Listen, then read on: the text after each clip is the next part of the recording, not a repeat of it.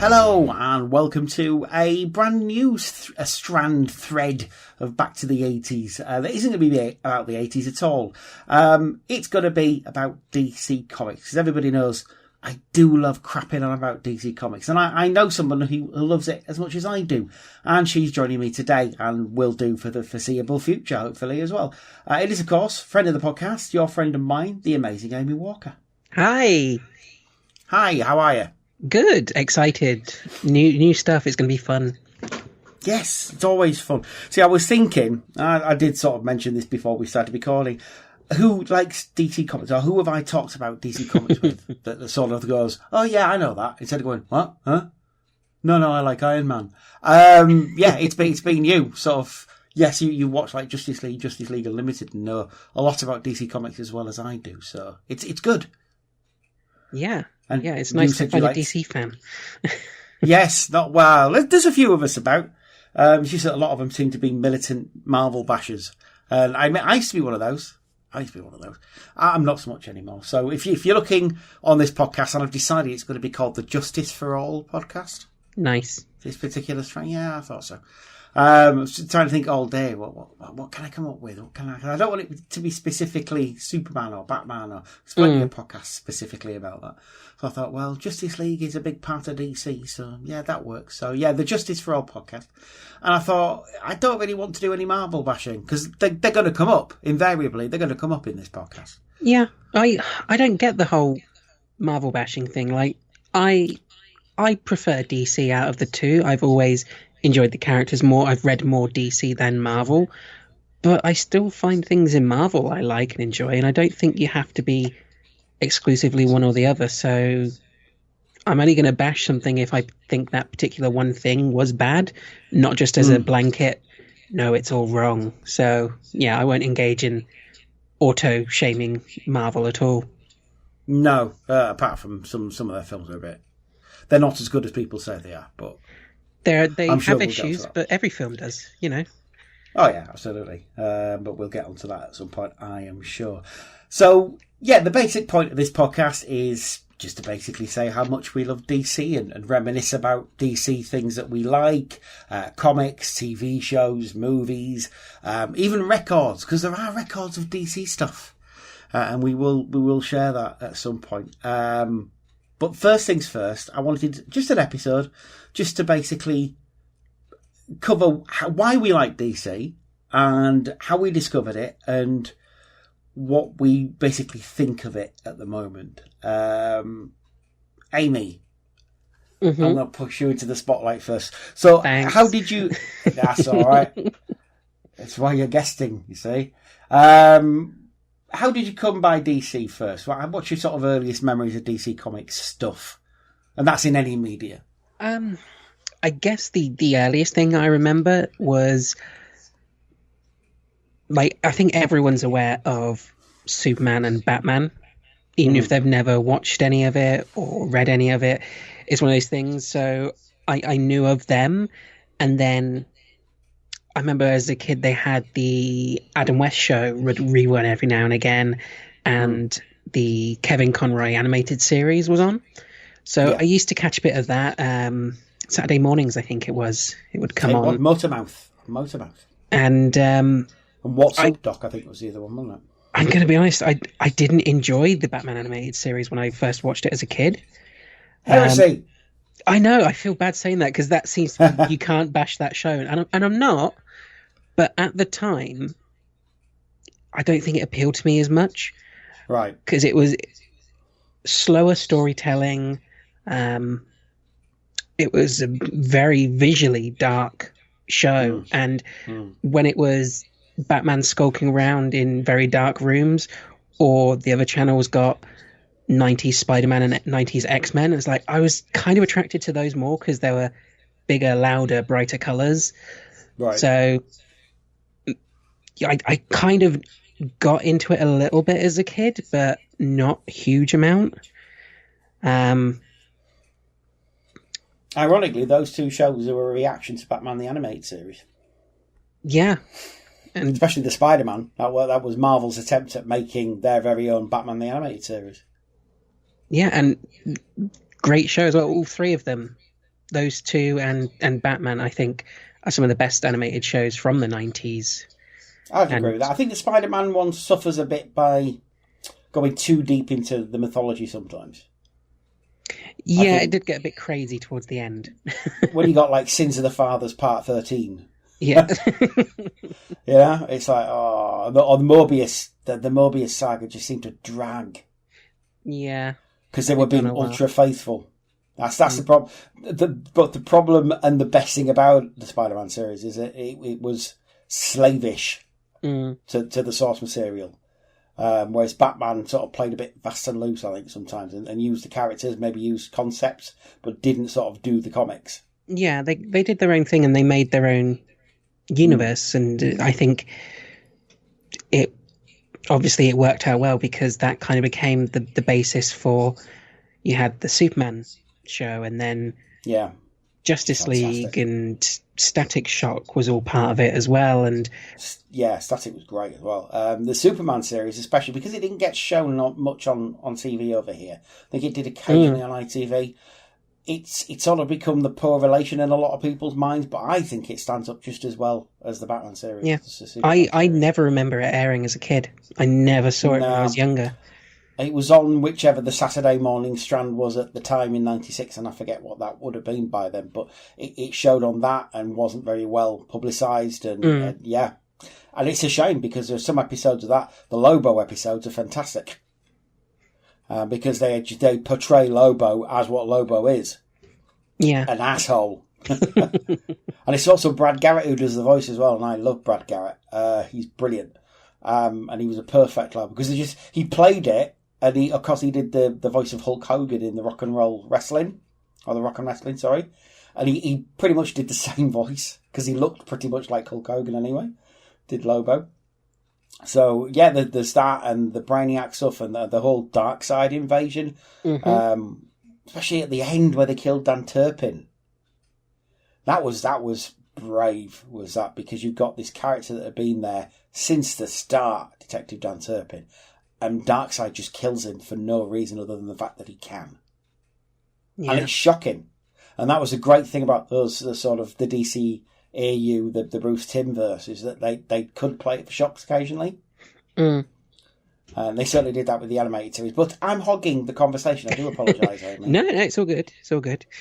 So yeah, after that, I guess you had, again, the Batman films came out, the live action ones. I never really remember the first two Tim Burton ones coming out, but I remember going to see, I definitely saw Batman and Robin in the cinema. And sorry about that. Yeah, it's not a great movie, but I think I was the right age for it because it was silly, over the top, wacky costumes, cheesiness, so it appealed to me.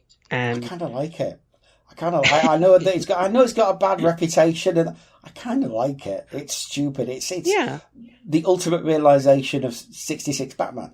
I think if you go into it not expecting the Dark Knight kind of, if you think, no, this is just cheesy, campy fun, and remember that Batman was really cheesy and campy in the comics before he became dark and brooding. It's a really good fun Batman film. It's, like I say, if they could have got Adam West and Burt Ward, they would have done. This is all it is, and it's really not even their film, it's Schwarzenegger's film. Yeah, and he is fun. He's an awful Mr. Freeze. You should never be cast as Mr. Freeze, but he's brilliant. But he's also the best Mr. Freeze. Yeah. Well, you see, there's a part in it, and I always say that if they'd played it like this, then it would have been fantastic. And it's right at the end where Ivy's in the cell and she's sort of loves me not, and he love me not. I'm your new cellmate. That bit, if he'd have played the whole film like that, because he's terrifying in that section. If he'd done it like that all the way through the film, how fantastic would that have been? But it should have been Patrick Stewart. Oh yeah, he'd be awesome. Then again, he's Patrick Stewart. He's awesome in any role he ever has had or potentially could have. Yeah, exactly. So it kind of. But no, I mean, I will stick up for Batman and Robin. I will admit, it's not a great film, but it's a fun film. Yeah, if you're looking for an hour and a half just to waste on something unoffensive and fun, it's perfect. Yeah. and Bane doesn't upset me because it's just they get it so wrong, it comes back around to being right. It's not Bane at all. You know, no, it doesn't reflect the character from the comic in any way, but you can kind of get over it because he is just a big goon. Yeah, he's Grundy, basically, isn't he? Yeah. That's how I always say. It's just Solomon Grundy, who would probably gravitate towards Ivy anyway, because he's kind of plant matter anyway. Yeah, well, when you said that, I suddenly thought he would actually make sense for being Ivy's grunt, because swamp zombie, but yeah, it would work. Kind of like Swamp Thing. Yeah. Would have worked, but again, someone who's had a few movies made of him that weren't very good. Yeah. But never mind. Shame. It's difficult to make. It's like, I remember years ago they were touting a Man-Thing movie, and I'm like, how? Yeah, Man-Thing literally does nothing. I've not seen it. I know someone who has, and they're a big horror fan, and they turned around and said, as a horror film, it actually works pretty well because he is just a monster. Yeah, well, he is. I mean, he's a mindless monster, isn't he? Yeah, they don't try and do the Swamp Thing route of this is his backstory and his character is like, no, he is a swamp monster. He is monstering. And it's like, yeah, that would work. That'd work, but you certainly can't do like Gerber's comics of the 70s sort of thing, because that would be, I mean, more on that another time, but anyway. So yes, Batman and Robin you saw in the cinema. I did a few times, actually. But yeah, after that, I saw little bits here and there. There was like later animated shows that came on that Cat Bishop and things like that. But it wasn't until I was in my late teens or early 20s. And I don't know if you'd have seen it. You probably would have. They did a magazine series that came with small metal figurines. Oh, yeah. The Eagle Moss stuff. Yes, that's the ones. And I saw the Batman one, the issue one, because they always put it down at like £2 to get everyone hooked. And I was like, oh, that's a cool little model, and picked it up. And then I started flicking through the book, and I was like, wow, there's so much to this character I didn't know about, because they gave a pretty comprehensive history for a very small magazine. Yeah. So then I started to get the next few, and got quite a few issues into it, learning more about the universe, and got drawn into it that way, as like the universe itself is interesting rather than looking at one specific character.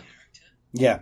And then I really lucked out because a comic book shop opened in my town. Ooh. And we never have anything cool like that where I was from. So I went in there straight away, started looking around, and they had an issue of Teen Titans on the shelf with a really awesome cover from... It was the same run that Jeff Johns did, but it was after Johns had left. Yeah. So it was a pretty good team lineup, and I was like, yeah, I'll pick that up and have a go. And then I started slowly adding things to my subscription list, learning more. And then I became really good friends with the guy who owned it, and essentially started working there. I started working there when I was between jobs, and he turned around and was like, look, you're employed at the minute because you got made redundant. It's really hard to find work. You love your comic. I don't want you to miss out, dude. Come in and help us out on delivery day, and I'll give you your subscription list for free. That's cool. I was like, yeah, awesome, I'll do that. And then I just started spending more time there, and he was like, yeah, I can add a few more bits on. So I'd start getting the toys and statues and then more comics. And because it's the comic book shop, it's okay, got a slow half hour, I'll sit down and read this book. So I kind of ended up from trying to think of what was going on at the time, from around Batman R.I.P. and Rage of the Red Lanterns through to Rise of the Red Lanterns, through to midway through Brightest Day. I was reading the entire DC universe. That's a lot. That's a good period as well, because you've got like Sinestro Cold War, and you've got Blackest Night, which was still one of my favourite crossover events ever. I think, it is possibly for me the greatest comic book event, and I fell in love with Green Lantern during that time, because the guy who ran the place got to know what I liked. Is like, look, you're into your sci-fi stuff, read Green Lantern. And one of our mates, one of our few mutual friends, had everything up to that point from Rebirth for Green Lantern Corps. So I sat down and just plowed through this long box of comics and got up to date in time for Red Lanterns, and then into Blackest Night. And I've loved GL ever since. It's one of the few DC things I still collect. I've got so many GL comics from all the different runs, and it's just a great time. So many of the books at that point were really, really good. Like the Batman stuff with Grant Morrison, I really enjoyed. And Dick Grayson being Batman was awesome. You had War of the Supermen and Kandor and the Bottle City and everything like that. JSA was really good at that time as well. Yeah, it really was. They had the Justice League Cry for Justice with Arsenal losing his arm and Ollie murdering Prometheus, and it's like they just had so many great stories. No, I definitely agree with that. It was a really good, fertile, creative time, because Johns was on point. I know everybody does go on rightfully about Jeff Johns. I think Peter Tomasi had a really good, big influence on everything as well. Because he did GLC, and then he ended up on Batman and Robin as well, which were both great books. And Ethan Van Sciver and people like that were just sort of really doing very, very good work. And like you said, Grant Morrison. Grant Morrison's always batshit crazy anyway. So his stuff is really sort of out there and creative, and I like a lot of his stuff. I think Mark Miller was doing stuff around that time for DC as well. So yeah, it was just the sort of 2010 onwards was really, really good time. And like I say, Sinestro Cold War is one of the best things DC and Green Lantern's ever been involved in.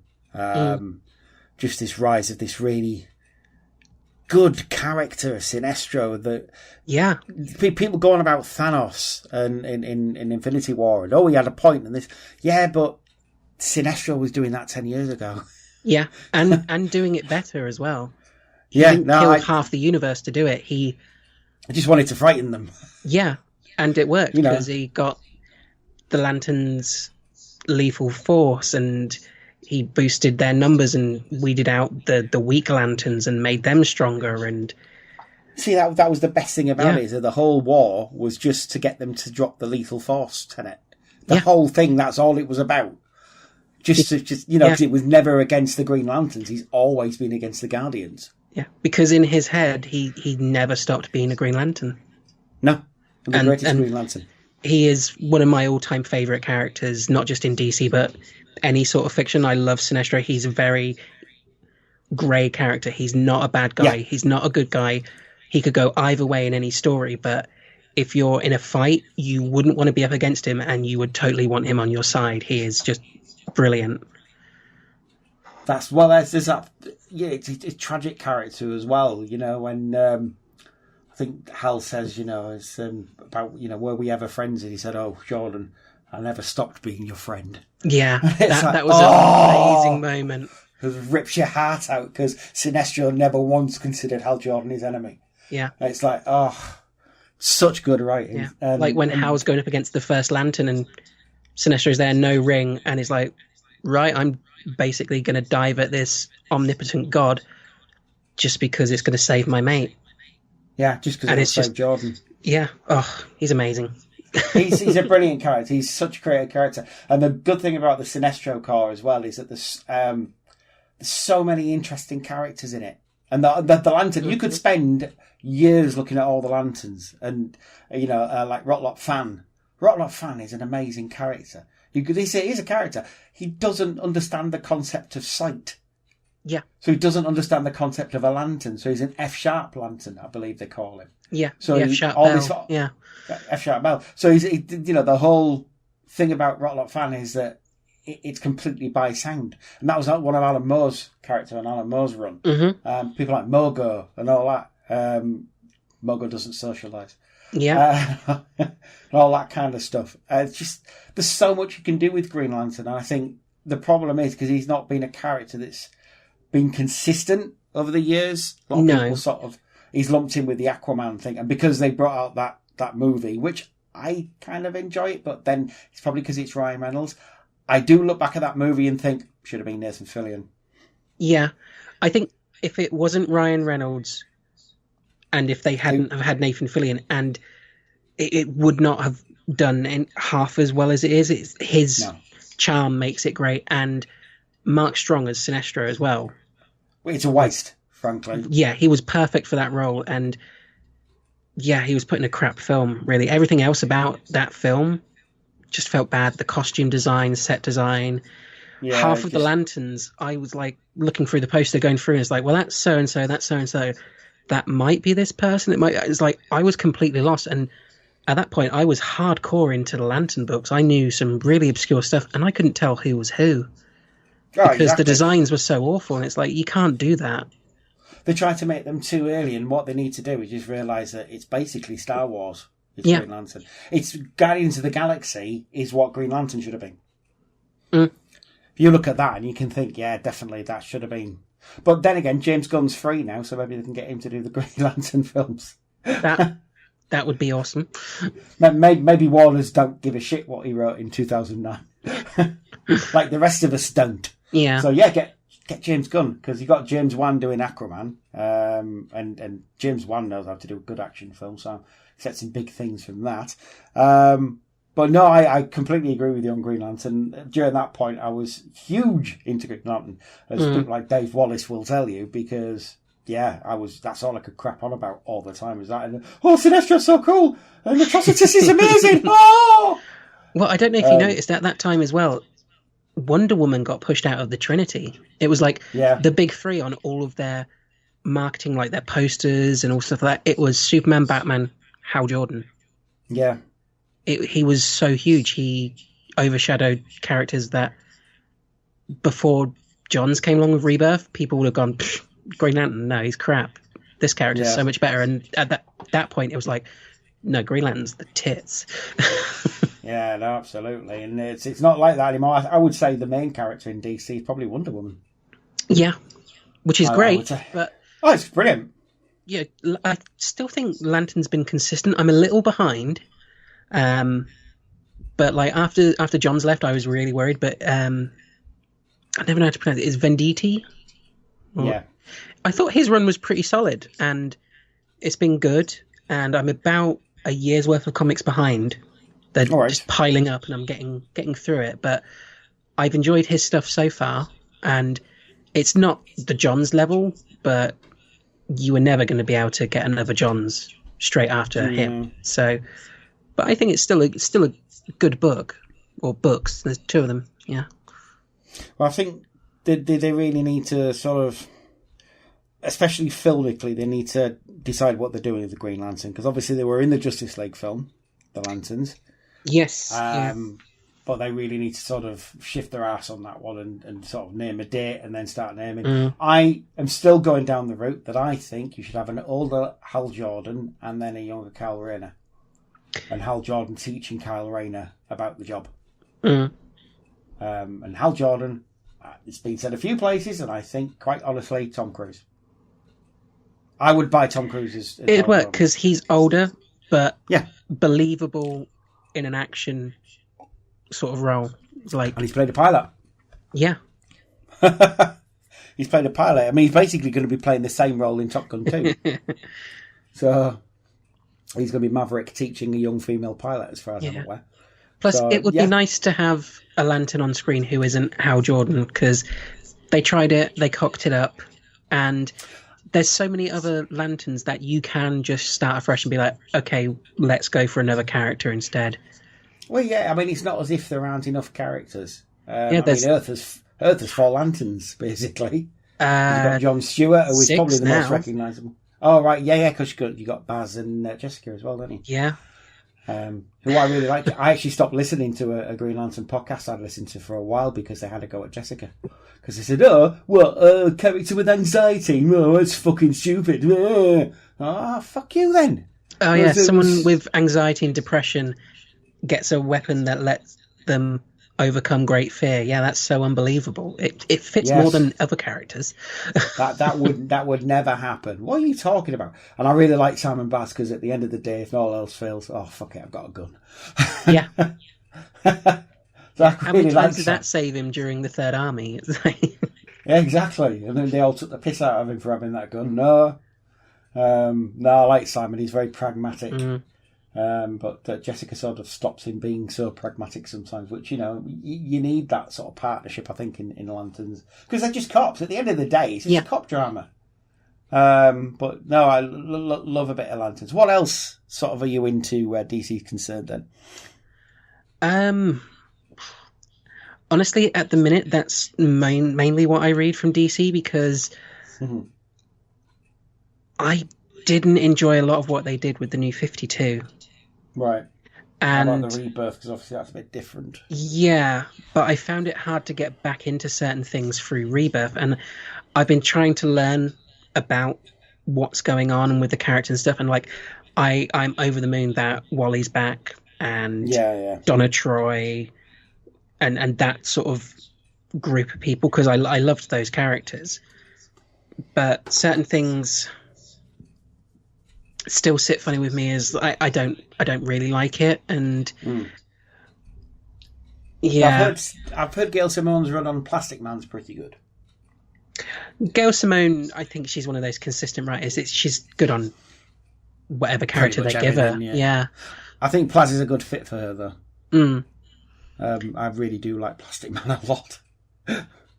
Yeah, and did from years ago as well. I remember when I was a little kid, you used to have the Plastic Man Comedy Hour. And that was a fantastic cartoon. Really early 80s. And it kind of has a racially insensitive character in Bad Luck Hula, who's Hawaiian. But it's not as bad as it could have been. Yeah. And it's funny. It is really funny. And Michael Bell actually does the voice as well. Guy who did the Duke's voiced Lex Luthor in the 1988 Superman show as well. Plastic Man Comedy Hour is really, really good. I would. It's kind of like Scooby-Doo, Hanna-Barbera stuff, which I like it. Who doesn't like that? Plastic Man's a good one to check out. Plus, he's good in The Brave and the Bold as well. Yeah. It was always a good episode because it's always Tom Kenny. And Tom Kenny tried to get his Plastic Man show off the ground and it was replaced by something else. They did a pilot. The pilot's very good. Go on YouTube and watch it. And then they did something else and I can't remember for the life of me what it was, which just shows how successful that show was. Should have been Plastic Man. Should have been. And it was the perfect time. It was sort of 10 years ago. It was when DC heroes were really on top. And but they missed the boat. But they put him on The Brave and the Bold, which, was a good fit, I feel, for Platt. And a lot of heroes as well. So many good moments in Brave and the Bold. Yeah, I've not watched nearly enough of it, but everything I watched, it was just golden. Their interpretation of characters was so fun and spot on for the tone. And you had episodes that could quite literally rip your heart out. The whole Batman Origin episode that they did with Joe Chill was amazing. What a great way. I mean, they did the Batman Origin story better than the animated series did. They also had the last episode as well where they got Ted McGinley in as Batman. He's like, the show's ending now because Ted McGinley's involved. He's the show killer. And it's like, what? And it was actually Ted McGinley. So... Oh, no, it was great. And they had, if I remember correctly, Batmite was Pee-wee. So Paul Rubens. It was actually Paul Rubens. Oh, the celebrity voices. DC have always been able to get really good celebrity voices on. Yeah, which is why their animated movies have great casts in them. Even though Batman invariably played by Kevin Conroy. Yeah, although... Bruce Davison. Yeah, that was it. As well. Because he did it in Under the Hood, didn't he? He did it on Under the Hood. I think he did it in Crisis on Two Earths as well. That could have been him. Well, that might have been Conroy. To be fair, Conroy does Batman an awful lot. But to be fair, he's the best one. So, it's like the Joker. Yeah, invariably it's going to be, oh, it's bloody Mark Hamill again. Well, it's because he's really good. It's a hard act to follow, but under the hood, I thought was good for a potentially really good backup Batman and Joker, because DiMaggio as Joker was so different to Hamill's, but really suited the character as well. Oh, absolutely. He did very, very well, did John DiMaggio, because, like you say, it's a really difficult act to follow as Mark Hamill, but to get a performance and make it your own. Mark Hamill was one of the biggest sort of plaudits for it as well, saying, yeah, absolutely fantastic. You did completely different with it. I would never have done that. So yeah. Well, I was just thinking, I couldn't imagine Hamill's Joker in that story and it working as well, because the way he does the Joker, I don't think you could have got the level of sort of depth that DiMaggio did in the darker scenes, because you could actually see like fear in the Joker as well in some of those scenes where he's being beaten by Jason, and it was like Hamill's Joker would have been a bit too over the top for those moments. Not that his Joker's bad, it's just they're very different styles. I think Hamill, he has diversified as well, because obviously the Arkham Asylum games, he does a very different performance than what he did in the show. The Killing Joke was very, very good with Mark Hamill's portrayal. Even though people have problems with it, and I can understand the problems, I don't agree with them, but there you go. Just on the Killing Joke, I understand people have problems. Number one, the Joker didn't rape Barbara. That's not the point at all. He took naked pictures of her. Still not great, but didn't rape her. It's still sexual assault, but it's not rape. The Joker's essentially asexual, and I don't think it was ever suggested in the book that he'd done that anyway. No. The other thing, yes, okay, he shot her and he took away her agency as it was, but the best thing about Barbara is that she said, fuck you, fuck that, I'm going to do my own thing, and she became Oracle, who's arguably a better hero than Batgirl ever was. Yeah, and that was one of my biggest problems with the new 52, is making her Batgirl again. I was like, she's better as Oracle. She's more important. She's a key player. She's more powerful as Oracle. Yeah. How many crisis moments would they have lost if they didn't have Oracle bringing all the heroes together and giving them backup? Exactly. She is the glue that holds them together. She's arguably one of the most important heroes in the whole DC universe. But, no, we've got to have her going round rooftops again, because, yay, feminism, I guess. I don't know. But anyway, enough of that. Cool. Well, I'll give you a brief rundown of where I stand with DC Comics. I can't remember anything but DC Comics in my life. I used to live in York years and years when I was a little kid, and we had a newsagent around the corner who was friendly with my parents, and he would keep various comics for me per week that maybe didn't sell or anything, stuff he would normally have sent back, or he got weird comics from America sometimes. And he would always save me Batman, Superman, and Spider-Man, like Marvel Weekly stuff. I did read the Spider-Man stuff. I liked it, but I really, really liked the Superman and Batman stuff. Like, to the point of obsession. And basically learned to reading Batman and Superman comics. When I was a kid as well, you had things like, I say, the Plastic Man. I didn't really know it was DC Comics back then, but I knew I liked the character. And you also had occasionally Challenge of the Super Friends showing. Not very often in this country, if I'm being honest, but it was occasionally on. And then obviously had the Superman film, the original Christopher Reeve one, which I absolutely loved.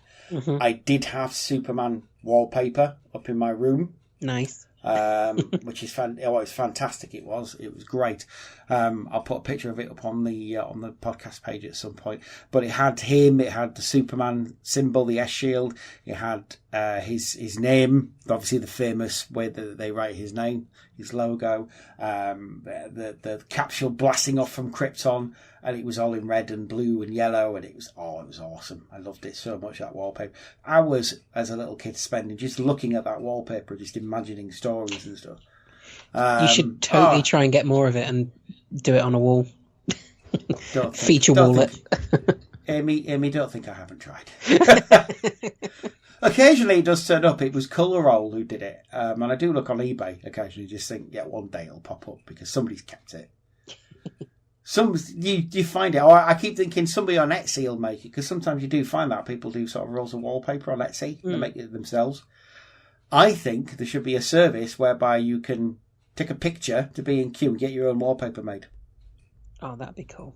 I would totally do that with that and just have the whole room in it. It's amazing. I'd have the whole house in it. It'd be fantastic. I don't think my partner would be very happy, but, whatever, innit? The price you pay. So, yeah, I was obsessed with Superman at one point. And then it was sort of 1988 with his old birthday, and I watched every Superman movie, and Superboy came out that year, and I did watch that when it was occasionally on television. And then, obviously, Batman came out. Let's say I remember that summer just being full of bat symbols. Well, it was a global phenomenon, wasn't it? It blew everything up. Well, it's kind of like the mouse symbol as well as the S shield and the Batman symbol. Like you said, you couldn't help but, even if you didn't know who they were, you knew who they were because you knew Superman, you knew Batman. They're cultural phenomenons. Yeah, you could have someone who's never read a comic, seen a TV show, watched any of the films. They know those symbols. They know that's Superman and Batman across the world. Yeah, because they're marketable. You can put them on anything.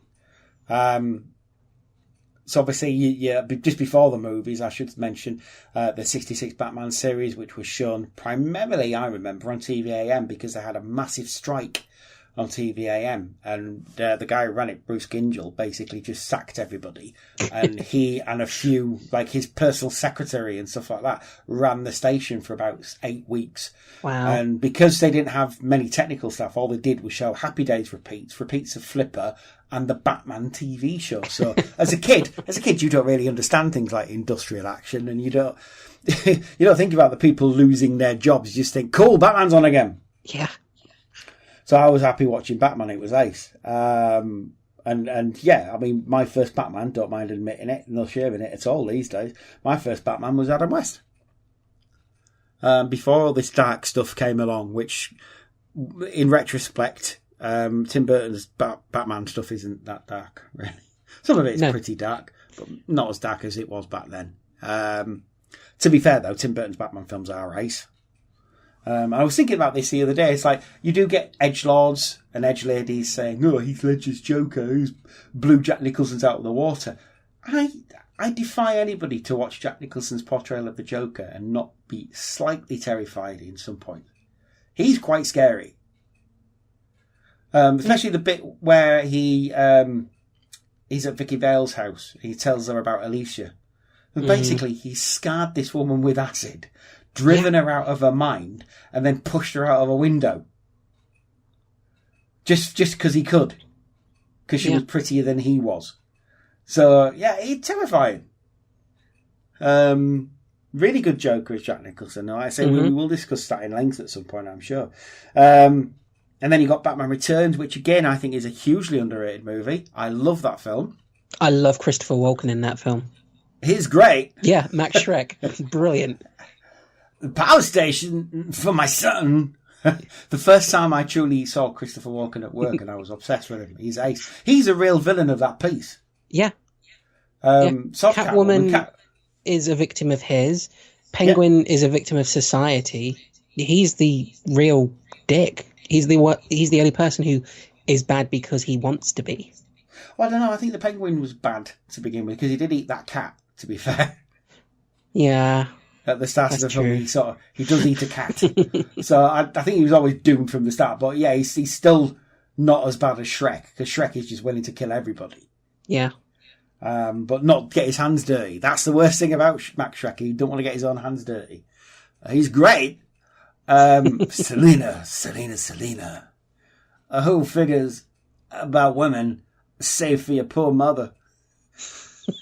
Bottom line, she comes from me. I thought I'd bigger window. Okay, your Walken impression is brilliant. My Max Shrek impression is brilliant. I'm better at Shrek than I am at Walken. But no, it's like Danny DeVito's portrayal of the Penguin. It was completely different than what anybody was expecting. But you know what? That's okay. Yeah, it's fine because it was so out there. You know, he's not the Penguin from the books, but he made it his own, and he did interesting, fun things with it. And I'm not going to turn around and say it was bad because it wasn't the air quotes real Penguin. He was great. Yeah, it worked in the Burtonverse. Yeah. I think the problem they had, Warner's, is that they tried to impose that Penguin in the animated series. It just didn't work. The whole flip a hand thing, and they did kind of drop it quite quickly. But I think that the Warners did try and impose it on Tim and everybody. I don't think they liked it particularly. But it certainly worked in the Burtonverse, and it's a really cracking film. It is the least Batman-y Batman film I've ever seen, because he's not in it much. But that's okay. Yeah. And when he is in it, he kills quite a few people as well. Yeah. Also, totally a Christmas film. Oh, yeah.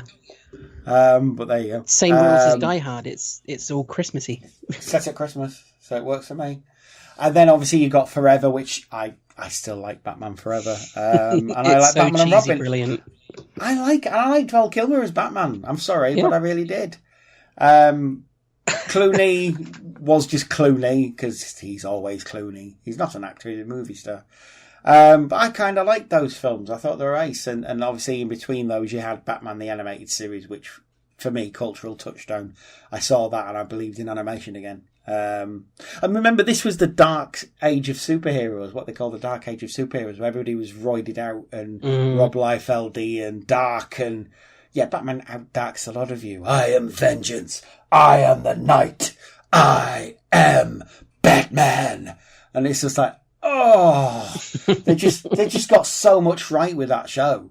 It was just, you can tell it was a complete labour of love, and you got the right voices, you got the right people working on it, you got the right writers for everything. It was just, it's fantastic. And then, like I say, that gave rise to the Superman show, which I have a lot of time for. I really liked it. I thought George Newbern and Tim Daly were good Supermen, and Danny Delaney as Lois Lane was really good as well. And you had characters like I say, Dan Turpin, who is Bruce Timm's memorial to Jack Kirby. How can you not like Dan Turpin? So much so that it was like Harley Quinn and Dan Turpin became proper comic book characters. Yeah. Whereas they weren't originally, because I think Paul Dini created Harley Quinn. Yeah, there's only a handful of characters that have come from shows and films into the comics, but they're one, definitely. Isn't Renee Montoya another one who originated in the show first? Yeah. And Harvey Bullock, I think, is another one. I think Bullock's in Gotham, which is even better. Yeah, he's really good in that. He's great. He's one of my favourite characters, because he's a complete asshole at the start of the show, and then you're rooting for him as time goes by. He's fantastic. Plus, he's not a bad cop, and he just wants a quiet life, and he keeps dragging into this shit, and he's just, you can see, like, every couple of episodes, he has this look on his face where it's like, oh, for God's sake, okay. Not again. Not again. No, he's fantastic. And like I say, Harley Quinn, what a great character to have created. To put your stamp on a beloved comic book character that's, become such a cultural phenomenon that she was in a film by herself, practically, the Suicide Squad, regardless of what anybody's thoughts on it, she made a film. And she was probably the main character in the film. And will be coming back as well in Birds of Prey, which I'm very happy to hear about. So yeah, you got that, like say, the Superman series, and then that gave rise to one of my, if not my favourite cartoon of all time, the Justice League set. Yeah. Incorporating the first two series of Justice League and then the 3 series of JLU. Such a good cartoon. Such a great cartoon. And it started off and it was just the 7 and it was small. But one of the best things about the Justice League cartoon is that it was 2 episodes. So it was every story was told over 2 episodes, so they could tell a bigger story. Yeah. A better laid out story. So, it isn't just 1 episode and done. And it had continuity as well. Yeah, things carried across and they referenced earlier stuff, and cartoons didn't really do that often. No, I mean, they sort of had started to by sort of 2000 when it came out. I think it was 2000, 2001 when it first came out with the Justice League cartoon. But they had the core of the Justice League, so they had Superman, Batman, Wonder Woman, Martian Manhunter, Flash, and the Green Lantern, John Stewart, and Hawkgirl. And I love the fact that Hawkgirl was only there, and they mapped this out well before that Hawkgirl was there to betray them. Yeah. And they knew that from the start, did the creators. And it's such a fantastic concept that you just didn't get in cartoons at the time. These sort of season to season long arcs. And the benefit of having a lot of episodes they could tell over a couple of episodes is that you could get characters that you maybe hadn't heard of, like Vandal Savage. Was never a character that had appeared in anything cartoonish before. And yet now he is one of them. I love Vandal Savage. He's a great character. Yeah. He's really James Bond villain type thing. And a horrible character. Just the worst. But really fantastic in that context as well. And you had the Injustice League. They obviously got Clancy Brown back to be the best Lex Luthor. Yep, greatest Lex ever. He's the best. The only one that comes close is John Hurd in Lois and Clark, which I forgot to mention. Lois and Clark was brilliant. I also forgot that show. Loved that show. Shouldn't forget it. It's fantastic. Yeah, it's cheesy. It's really not a Superman show, but it's great. And because that was my childhood watching that, Dean Cain kind of is my Superman. Oh, I can totally see that. He's a fantastic Superman with Dean Cain. And a really good Clark Kent as well. And it was the first time in live action that the Man of Steel post-crisis Superman had been seen. And obviously you had him, you had Terry Hatcher as Lois, who was fantastic. You had two Jimmy Olsens, but the second one was the best. And you had the best Perry White in Lane Smith. Yes. He was the best. He was the Elvis obsessed, not as shouty as before Perry White. He was just great. Yeah, he's probably the best person to ever play that role. Oh, I would. I mean, Jackie Cooper was good in the films, don't get me wrong, and obviously he was a great actor. Lane Smith is my Perry White. And he was just, I liked Lane Smith in anything anyway. I would literally, because he's great in My Cousin Vinny as well. But as Perry White, he was just fantastic. And they had a good backbone ensemble cast of that show. And they should show it more. I need to get the DVD. I need to get the DVDs. It's as simple as that.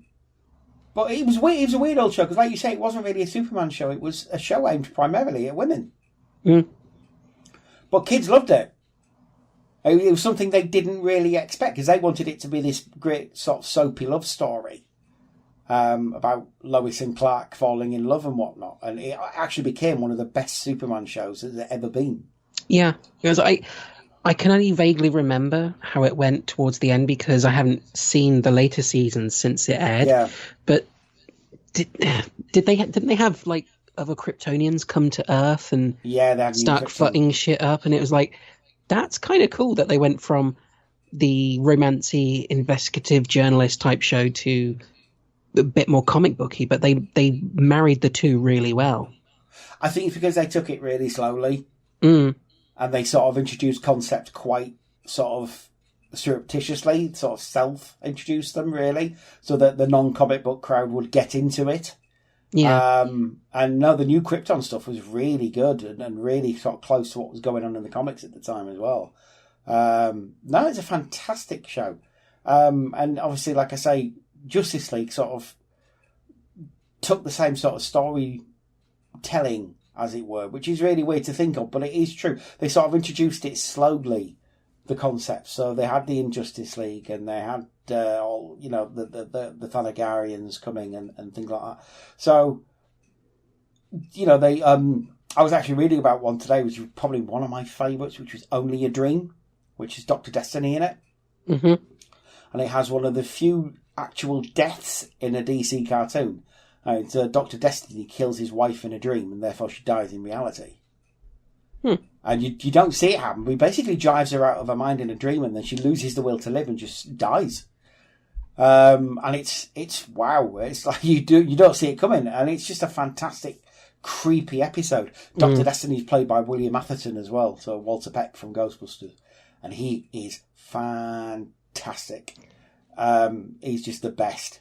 Do you know who else is brilliant in that show as well? Because I just remembered CCH Pounder as Amanda Waller. She's great. And I'm really disappointed. As much as the Suicide Squad casting was good, if they'd have got her in as Waller instead. Had it been 10, 20 years ago, they probably would have. Because she's ace at CCH Pounder. She's great. She's really good as Amanda Waller. Her battles with Batman are great. Oh, their backwards and forwards is the highlight of a lot of those episodes. Mine are bigger than yours. Don't push me, rich boy. And this is the look on Batman's face. It's like, shit, she knows who I am. Yeah. Oh, she was great. And then the whole sort of denouement of that whole battle was that in the end, she worked with Batman to create Terry McGinnis. Yeah. Because the whole Batman Beyond thing, another great cartoon, by the way. Very underrated, Batman Beyond. Or sorry, should I say Batman of the Future? Because that's what we had. I never think of it as that, if I'm honest. Beyond. It's Beyond. It's Batman Beyond is what it is.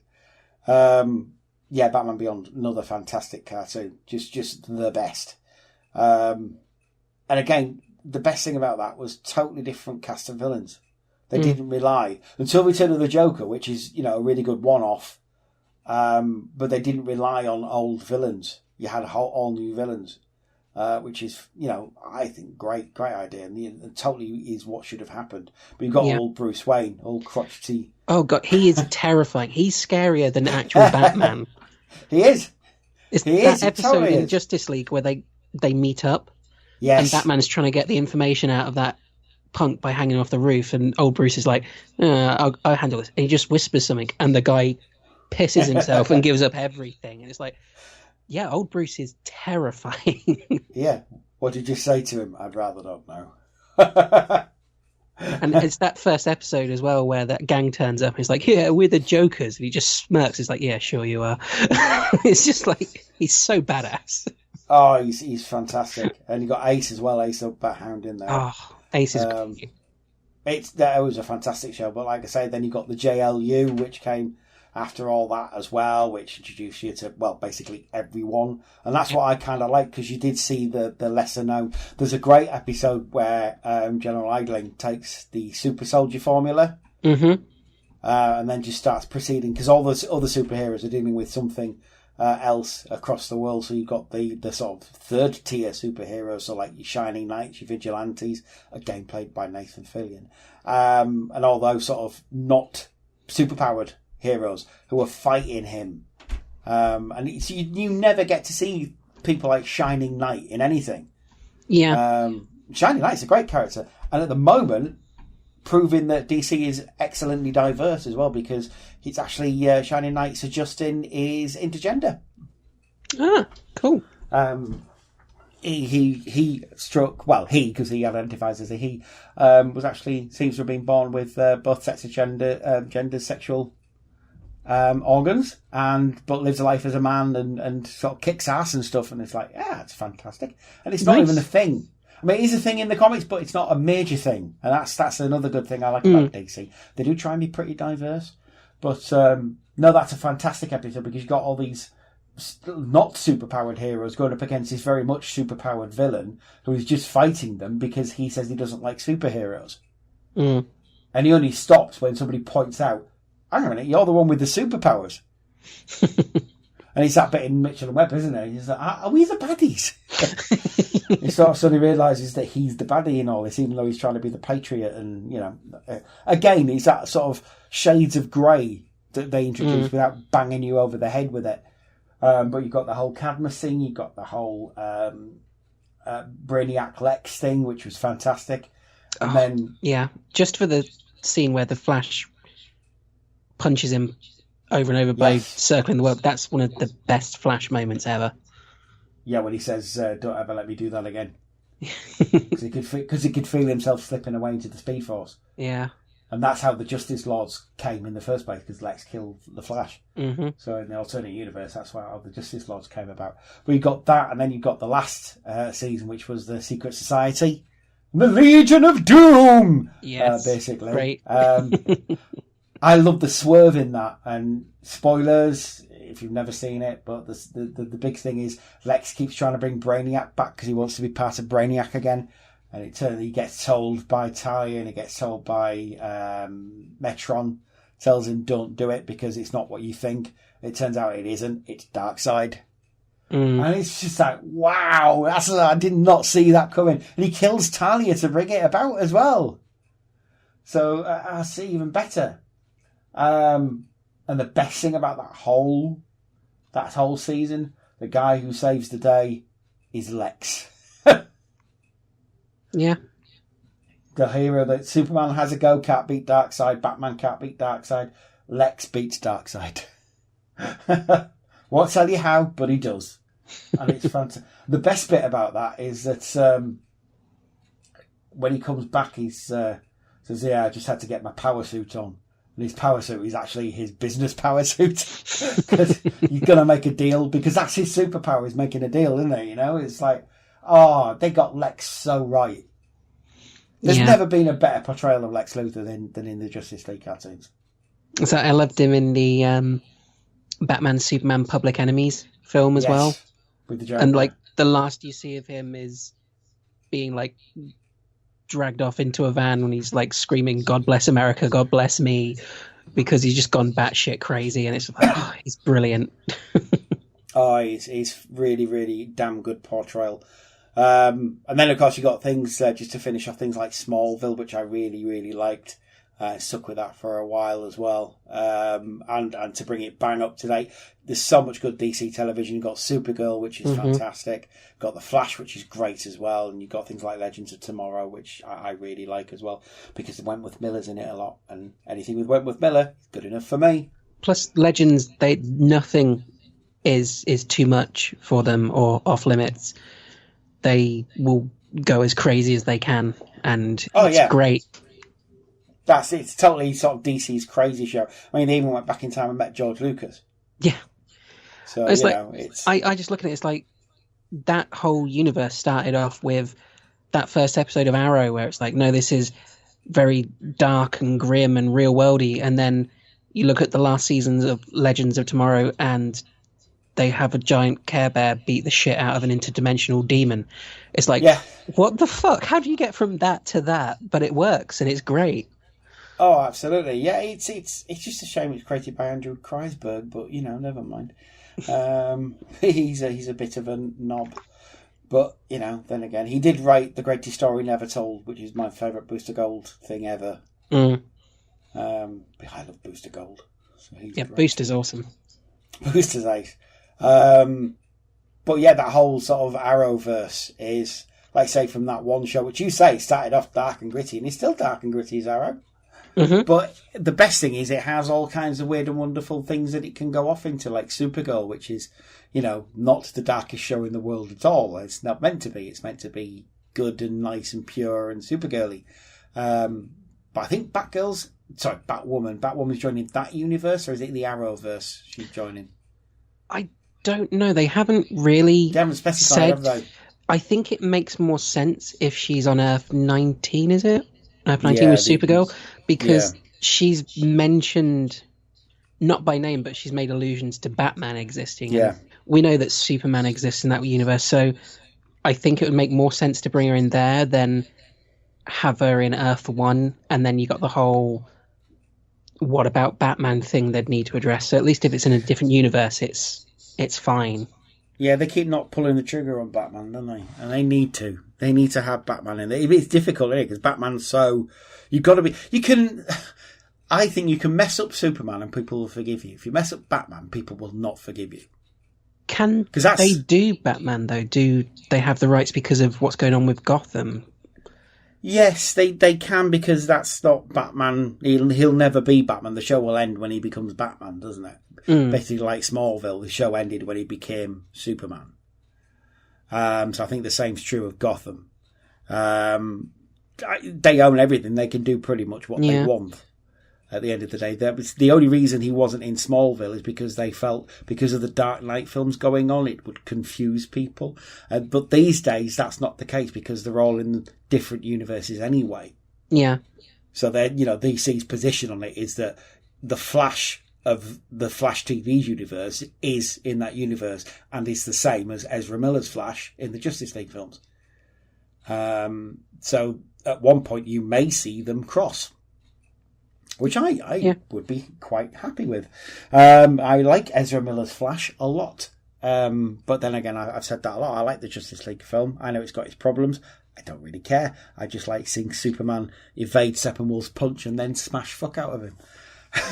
See, I've only seen it the once, so I need to sort of rewatch it afresh. But yeah, the Flash in that was all right. I didn't quite know how to feel about him because I grew up reading Wally as the Flash, and my first real experience of Barry other than Flash Rebirth was on the TV show and Grant Gustin, and I think he's a great Flash, he's a great Barry Allen.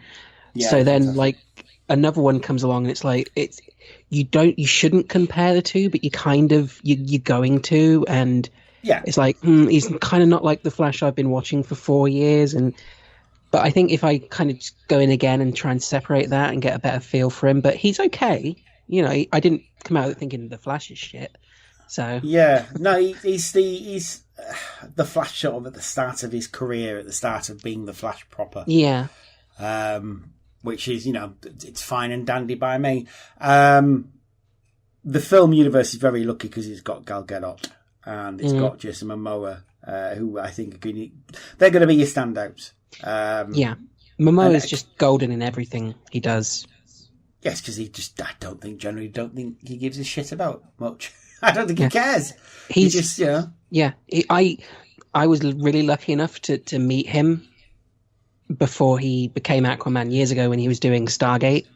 It was one of those sort of weekend long cons, so it wasn't just like a brief 5 minutes, get an autograph and gone. I kind of kept interacting with him over the weekend stuff, and he's just seems like a fun-loving guy, doesn't give too much of a shit other than enjoying his job as an actor and being nice to people. And I think you can tell he brings a lot of that energy into Aquaman, and the fact that he's also a big badass guy is helping a lot with these people with the whole Aquaman shit, he talks to fish bollocks, which is not the character at all. The character has always been a badass.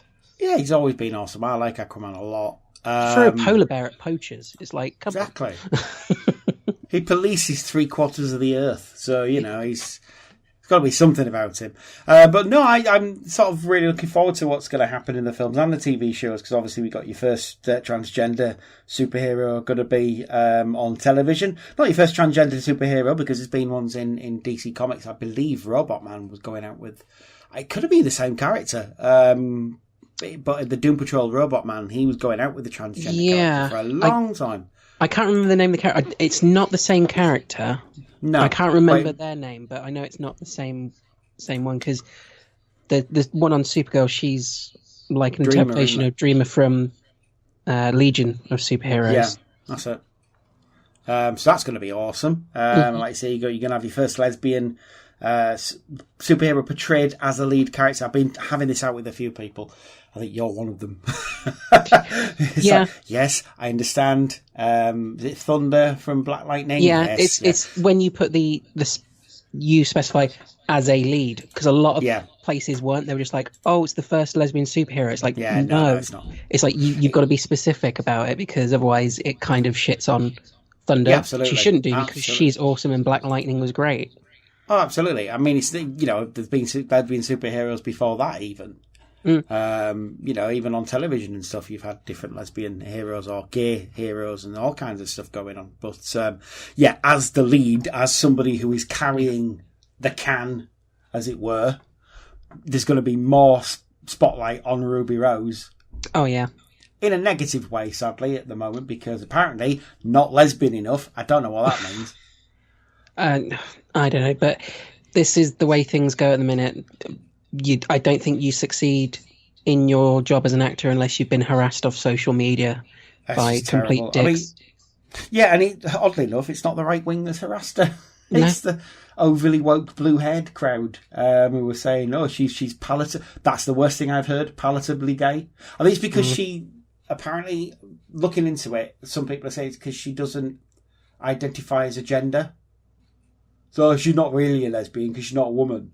Well, sometimes she's not a woman, and sometimes she's not non-binary. She's genderqueer. I'm not sure what the difference is. At the end of the day, she decides what she is. Well, yeah. I mean, she says she's a And lesbian. if she says so she's a lesbian, good enough she's a for lesbian. me. Yeah. You know, good enough for me. And I saw her in the Meg the other week as well. She was fantastic. I quite like Ruby Rose. I think she's all right, and I think she'll make a good Batwoman. Don't think I've ever watched her in anything, but she's in Orange is the New Black, I believe. Yeah, that's where I kind of knew her from. I've not seen the Meg yet. I'm going it's to fantastic. because it's Jason Statham fights a giant shark. Why am I not to watch that? So. Everything you think it is and more. This is Jason Statham. Oh, I'm gonna fuck you up. It's really awkward in places as well. Awesomely so. It's brilliant. And it takes a lot of inspiration from Jaws, which is always good in my book. You can never do anything bad. But no, I'm really looking forward to seeing Ruby Rose's KK. I wanted to know if she's going to have long hair all the time, or if it's something she just has in the costume. Obviously, Kate. Yeah, I think they're going to have to go with the wig on the cow thing. Yeah, I think in the books, because she's got short hair in real life, and that hair looks good on her, and it's very similar to Kate's natural hair. So, yeah, go for it. Just embrace that aesthetic. Put the wig on the cow, and then when she comes home and takes it off, you go, oh, okay, she's got short hair. Cool. For those people who aren't expecting it. Like I think we said before, more importantly, who's playing Renee Montoya, and is she going to be the Question at some point? Yeah. Oh, I hope so. Because I love the Question. The Question's one of my favourite heroes. Plus, they can then kind of redo that little 52 story arc, because that was great with Vic leaving and Renee taking over. It was awesome. Obviously, leave the stuff about Black Adam out and come back. Yeah. But they can make it work without those parts. Oh, absolutely they can. Just have him take her away to the Himalayas and stuff, and that'll be awesome. I was actually listening to the graphic audio version of 52. Nice. Part 1. It's so good. The graphic audio stuff, it's so good. If you can get hold of it, you have to, because they don't skimp on anything. It's adapted so well, and it's something like 6 hours per part sort of thing. Nice. So it's like, and the voice acting they get is fantastic. The guy who does James Konachek, he does Superman, and he sounds like Superman. Is all I can say. He's got a really good Bossa Profundo voice. And the guy who does The Question? Oh, I can't remember. He's not Jeffrey Combs, sadly. I was going to say, because he's great. He's the best. He's the best in the Justice League cartoon. Yeah. I love the fact that that's how deep Bruce Timm is into DC Comics, that he made the Question a main character in the JLU, because there's no way that character should have been as high profile, because he never was before. He's this weird Steve Ditko inspired character. In fact, I think Ditko did create him. Certainly based on Mr. A, if nothing else. But you've got this real sort of Charlton Comics sort of deep cut reference character, and there he is, main character of JLU. Why not? Getting off with the Huntress, which I was always very jealous of, because the Huntress was Amy Acker, who was Fred in Angel, and I always really liked Amy Acker. She was cool. But there you go. So yes, if you haven't guessed, guys and girls, we're a bit geeky about DC Comics, and we know quite a bit of stuff about it. But we'll call it a day there, because we're just rambling now. And although that's nice for us, it can't be nice for you. We should be back, though, in a couple of weeks with another episode of this. And we're going to focus more on certain things in other episodes, which is probably good for everybody, because it means we're not rambling as much. And it also means we can keep on topic, which I know me and Amy, we're bad for each other. We're like the Doctor and Clara, because we keep sort of enabling each other not to stay on topic. So we're going to be editing down 4 hours of talking into 45 minutes to an hour. I can see it happening. We'll be there. Hang on a minute. Why is it 5 a.m? We're really bad for each other. It's like, thanks, Pete, for introducing us. You bastard. You brilliant, brilliant bastard. Because we're just as bad as each other. But that's fantastic. Amy, if one was to want to find you on the old wide webs, how are they going to do that? How are they going to be able to find you?